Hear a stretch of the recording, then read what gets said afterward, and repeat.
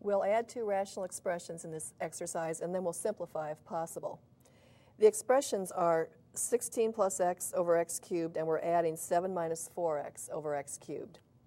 Now here we have two rational expressions with the same denominator, so to do this addition, we add the numerators and keep the common denominator. So we would have 16 plus x plus 7 minus 4x over the common denominator, which is x cubed. Now we need to just simplify in the numerator. 16 plus 7 is 23, and x minus 4x is negative 3 times x, and that's over x cubed. And now we need to look and see if we can simplify.